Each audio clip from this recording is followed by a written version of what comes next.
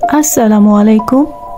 আজ আমি এক্সপ্লেন করতে যাচ্ছি 2024-এর অন্যতম পপুলার হরর মুভি অডিটি। এটি একটি আইরিশ হরর মুভি এবং মুভিটির গল্প আর 10টা হরর মুভি থেকে ভিন্ন। এজন্য অধিকাংশ দর্শক প্রশংসা করেছেন মুভিটির IMDb স্কোর 6.7 আউট অফ 10 এবং রটেন টমেটোস স্কোর 96%।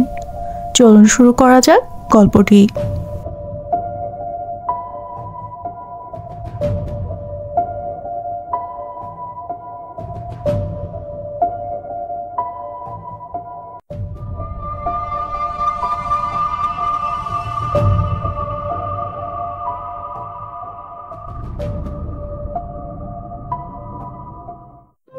মুভিটির শুরুতে বনের ভেতর একটি কান্ট্রি হাউস দেখানো হয়, যে কান্ট্রি হাউসে মেরামতের কাজ করছিলেন ড্যানি।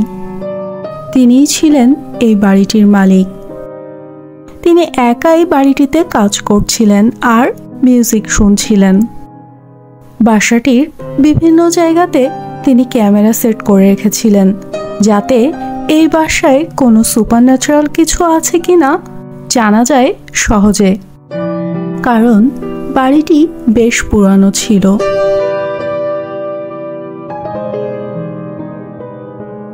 তিনি তার হাজবেন্ড টিমিসকে কল দেন এটা জানাতে যে তিনি আজ রাতে এই বাসাতেই থাকবেন আর আগামীকাল ড্যানি তার বোনকে দাওয়াত করেছেন তার বাসায় ডিনার করার জন্য।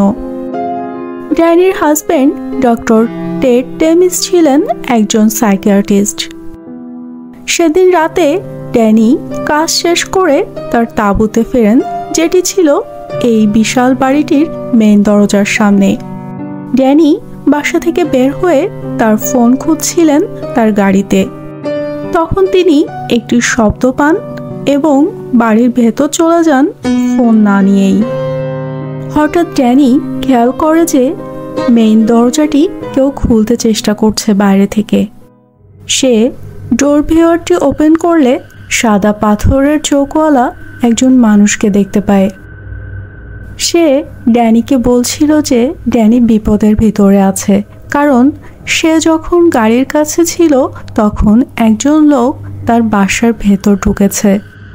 পাথরের চোখওয়ালা লোকটি হেল্প করতে চাইছিল ড্যানিকে, কিন্তু ড্যানি যখন জানতে পারে যে এই লোকটি তার হাজবেন্ড ডক্টর টেডের হসপিটাল থেকে রিলিজ পাওয়া একজন পেশেন্ট, তখন ড্যানি দরজা খুলতে অসম্মতি জানায়। এরপর আমাদেরকে দেখানো হয় ডক্টর টেড টেমিসের হসপিটালে থাকা একজন পেশেন্টের রুম, যে ছবি আঁকছিল। হঠাৎ তিনি কোনো একটি শব্দে অনেক ভয় পান।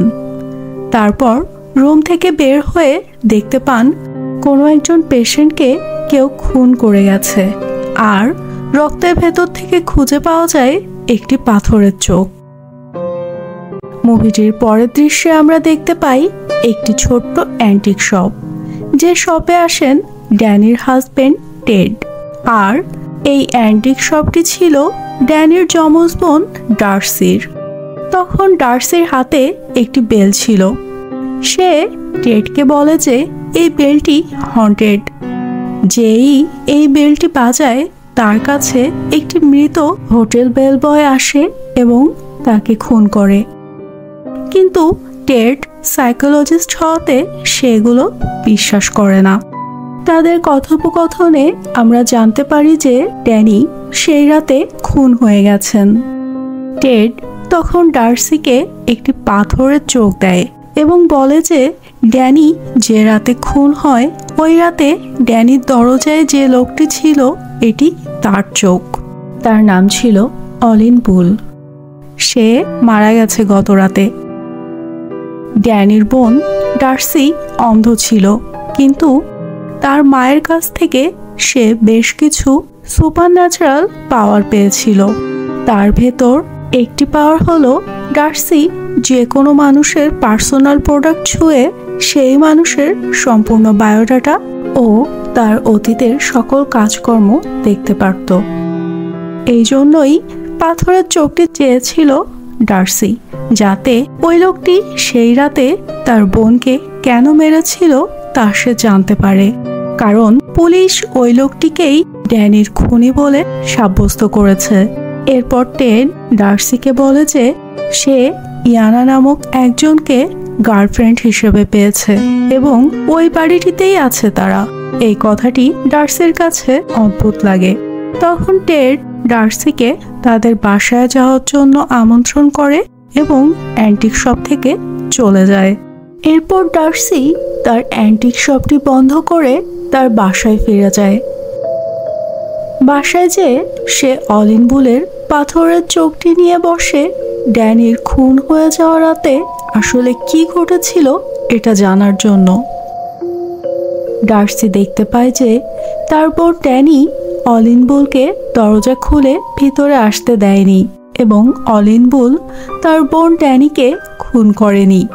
সেখানে আরও একজন কালো পোশাক পরা মুখোশধারী মানুষ ছিল এবং সেই খুন করেছে ড্যানিকে। এটা দেখার পর ডার্সি অনেক ইমোশনাল হয়ে যায় এবং আবার তার অ্যান্টিক শপে ফিরে যায়।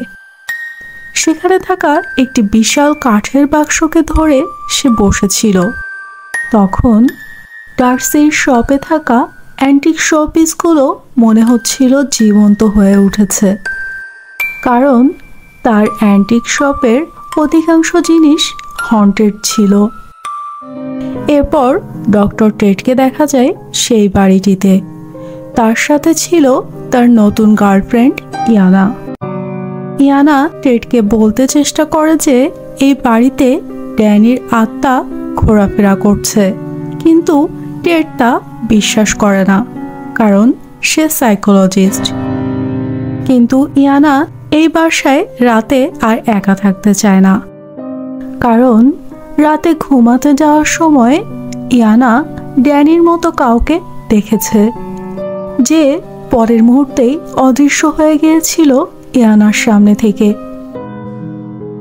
তাই টেড ইয়ানাকে তার শহরের অ্যাপার্টমেন্টে থাকতে বলে, কারণ টেডকে নাইট ডিউটি করতে হবে হসপিটালে।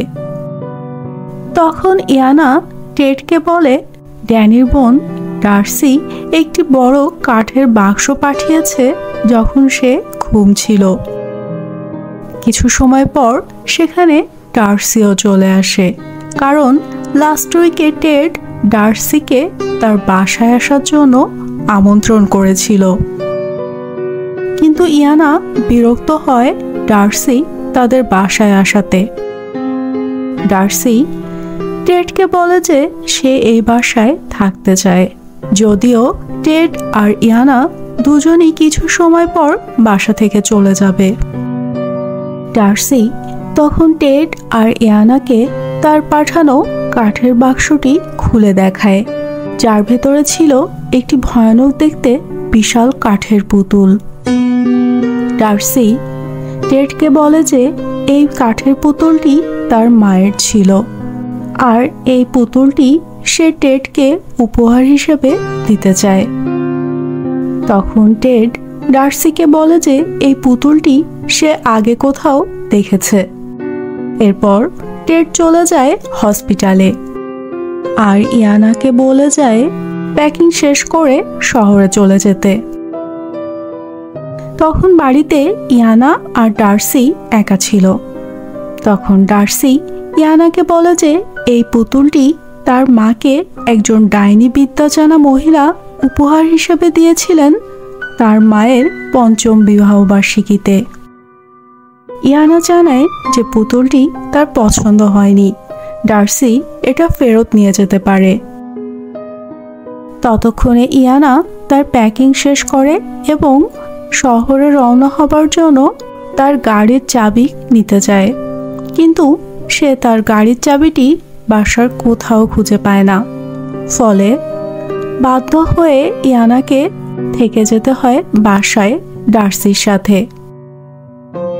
এই ঘটনায় খুশি হয় ডার্সি, কারণ সে চাইছিল টেড আর ইয়ানার সাথে সময় কাটাতে। তখন ইয়ানা ডার্সিকে কিছু খাবার খেতে দেয় এবং তার সাথে বসে কথা বলে পরিচিত হবার জন্য। তখন ইয়ানা দেখতে পায় যে বক্সে থাকা কাঠের পুতুলটি চেয়ারে বসে আছে এবং এ বিষয়টা অদ্ভুত লাগে ইয়ানার কাছে। অপরদিকে ডক্টর টেড তার হসপিটালে পৌঁছে একটি ফাইল বের করেন, যে ফাইলে সেই পেশেন্টের আঁকা কিছু ছবি ছিল, যে পেশেন্ট অলিন বুলের খুন হওয়ার পর তার রুমে গিয়ে তার পাথরের চোখটি খুঁজে বের করেছিল রক্তের ভেতর থেকে। এই আঁকা ছবিগুলোর ভেতর একটি ছবি ছিল ডার্সির কাঠের পুতুলটির মতো দেখতে। অপরদিকে ডার্সি আর ইয়ানা দুজনকে তাদের প্রফেশন সম্পর্কে বলছিল। ইয়ানা ছিল একটি ফার্মাসিউটিক্যাল কোম্পানির সেলস রিপ্রেজেন্টেটিভ, আর ডার্সি জানায় যে তার অ্যান্টিক শপ আছে, যে শপটি তার মা তাকে দিয়ে গেছেন। আর ডার্সি এটাও বলে যে সে মানুষের পার্সোনাল প্রোডাক্ট যেমন রিং, হাতঘড়ি ইত্যাদি ছুঁয়ে তার অতীতের সব কাজকর্ম দেখতে পায়।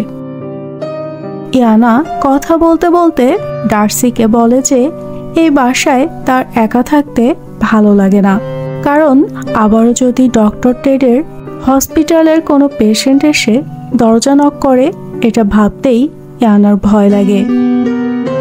ইয়ানা বলে যে কেউ রাতে তার দরজায় নক করলে সে ড্যানির মতো কখনোই দরজা খুলে দিবে না, কারণ সে বোকা নয়।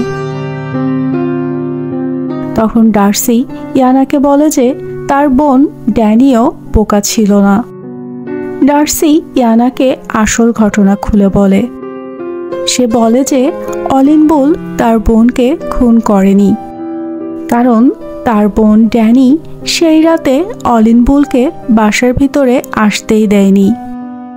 তখন অলিন বুল ড্যানিকে বলেছিল যে সে শহরে যাচ্ছে পুলিশ ডাকতে এবং ড্যানি যেন সতর্ক থাকে আর দরজার কাছে থাকে। এই কথা বলে অলিন বুল চলে গিয়েছিল সেই রাতে।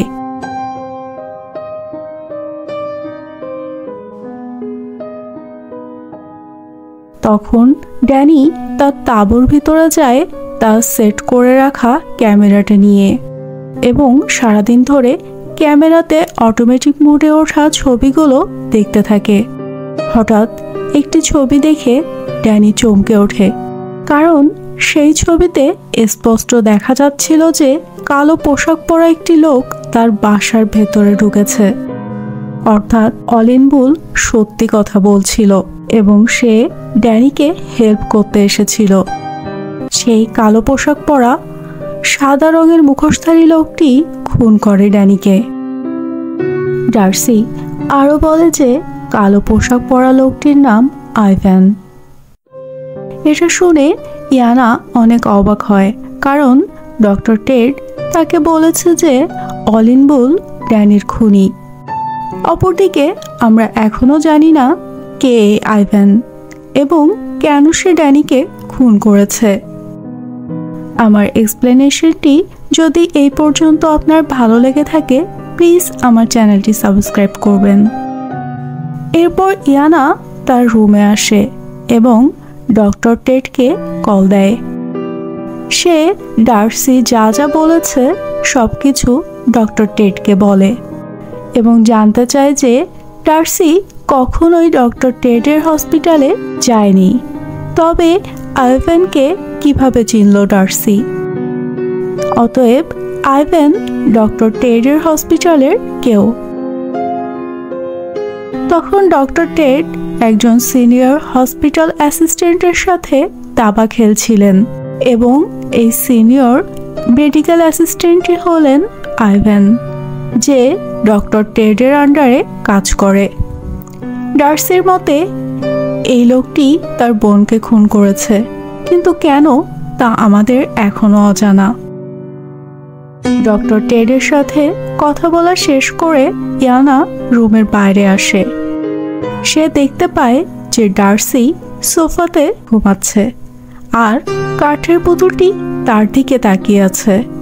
এটা দেখে চমকে ওঠে ইয়ানা এবং তার ফোনটি হাত থেকে পড়ে ভেঙে যায়। এরপর ইয়ানা কাঠের পুতুলটির কাছে আসে এবং দেখতে পায় কাঠের পুতুলটির মাথায় 5টি ছিদ্র আছে এবং প্রত্যেকটি ছিদ্রতে কিছু জিনিস রাখা আছে, যেমন চুল, দাঁত, রক্ত আর ড্যানি ও ডার্সির ছবি। ইয়ানা এই জিনিসগুলো পুতুলের মাথা থেকে বের করেছে এটা বুঝতে পেরে যায় ডার্সি। তখন সে রাগী গলায় জিনিসগুলো আবার পুতুলের ভেতরে ঢুকিয়ে রাখতে বলে ইয়ানাকে। ইয়ানা জিনিসগুলো পুতুলের মাথার ভেতরে রেখে দ্রুত তার রুমে চলে যায়। ইয়ানা বিছানায় শুয়ে শুয়ে ড্যানির ক্যামেরার ছবি দেখছিল। হঠাৎ সে রুমের ভেতর ড্যানির আত্মাকে দেখতে পায় এবং প্রচণ্ড ভয়ে রুম থেকে বের হয়ে যায়। সে রুমের বাইরে আসে এবং কাঠের পুতুলের বাক্সের ভেতর তার গাড়ির চাবিটি পায়। ইয়ানা তার গাড়ির চাবিটি নিয়ে দ্রুত বাড়ির বাইরে বের হয়ে আসে। বাড়িটি অন্ধকার হয়ে যায় সাথে সাথে, আর মেইন দরজায় দেখা যায় ড্যানির আত্মাকে। ইয়ানা গাড়িতে উঠে দ্রুত শহরে চলে যেতে থাকে। তখন কিছু সময় পর ডক্টর টেড বাসায় আসে ইয়ানার খোঁজ নিতে, কারণ ইয়ানার ফোন ভেঙে যাওয়াতে টেড তার খোঁজ পাচ্ছিল না। সম্পূর্ণ বাসাটি তখন অন্ধকারে আচ্ছন্ন ছিল। টেড দ্বিতীয় তলায় এসে ডার্সিকে দেখতে পায়। ডার্সি ফ্লোরে বসে কাঁদছিল। টেড ইয়ানা কোথায় জানতে চাইলে ডার্সি জানায় ড্যানির আত্মা তাকে তাড়িয়ে দিয়েছে বাসা থেকে। ডক্টর টেড তখন ডার্সির কাছে জানতে চায় যে সে কেন ইয়ানাকে বলেছে যে আইভেন ড্যানিকে মেরেছে। তখন ডার্সি টেডকে বলে যে আইভেন টেডের অর্ডারেই তার বোন ড্যানিকে মেরেছে, কারণ টেড ড্যানিকে আর ভালোবাসত না, সে ইয়ানাকে চাইতো। ডক্টর টেড ডার্সিকে বোঝাতে চেষ্টা করে যে অলিন বুল ড্যানির খুনি, কিন্তু ডার্সি ততক্ষণে টেডের সব চক্রান্ত জেনে গেছে। টেড আর আইভেন দুজনে মিলে ড্যানিকে খুন করার প্ল্যান বানায়, আর এই প্ল্যান হসপিটালের রুম থেকে অলিন বুল শুনে ফেলে। এজন্যই সেই রাতে অলিন বুল ড্যানিকে সাহায্য করতে এসেছিল, কিন্তু ডার্সি অলিন বুলকে ড্যানির খুনি ভেবে তার কাঠের পুতুলকে পাঠায় তাকে মারতে। অলিন বুল মরে যাওয়ার পর তার পাথরের চোখ ছুঁয়ে ড্যানি জানতে পারে সবকিছু। তখন টেড ডার্সিকে বলে এই কথাগুলো ড্যানির খুনের কেস যে ডিটেকটিভ দেখছেন তাকে বলতে। টেড বলে যে ওই ডিটেকটিভের নাম্বার তার ফোনে এখন নেই, তাই সে হসপিটালে যেয়ে ফোন করবে ডিটেকটিভকে। আর টেডের নিজের সেলফোন সে রেখে যাচ্ছে এখানে ডার্সির কাছে, যাতে ডার্সিও কথা বলতে পারে ডিটেকটিভের সাথে। এই সময়ে টেড তার ফোনটি ডার্সি থেকে দূরে রাখে। তারপর ডার্সি যেখানে বসেছিল তার ঠিক সামনে থেকে ফ্লোরের একটি অংশের কাঠ তুলে নেয়, যাতে ফোনটি নিতে গেলে ডার্সি ফ্লোরের ওই গর্ত দিয়ে নিচে পড়ে মারা যায়, আর তার চক্রান্ত কারোর সামনে না আসে। ডার্সি আবারও বিশ্বাস করে টেডের কথা, কিন্তু ডার্সি জানতও না যে ডক্টর টেড তার জন্য মরণ ফাঁদ বানিয়ে রেখে গেছে। টেড হসপিটালে যেয়ে ফোন করে নিজের সেলফোনে, আর ডার্সি ফোনটি নিতে যেয়ে গর্ত দিয়ে পড়ে যায় 2 তলা থেকে নিচের তলায়।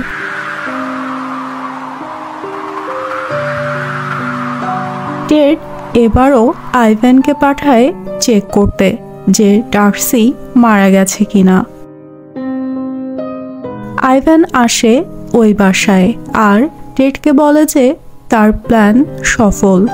ডার্সি ভয়ানকভাবে আহত, মারা যাবে এখনই। ডার্সি মৃতপ্রায় অবস্থায় আইভ্যানকে দেখে এবং একটি ইশারা করে, ফলে তার কাঠের পুতুলটি জীবন্ত হয়ে ওঠে এবং আইভ্যানকে মারার জন্য তাকে তাড়া করে।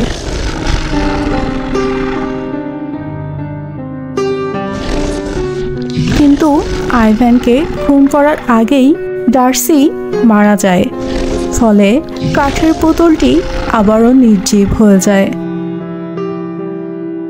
এরপর দেখা যায় টেড আইভ্যানকে পাগল সাজিয়ে হসপিটালে বেঁধে রেখেছে, যাতে তার খুনের প্ল্যান ফাঁস করে দিতে না পারে আইভ্যান।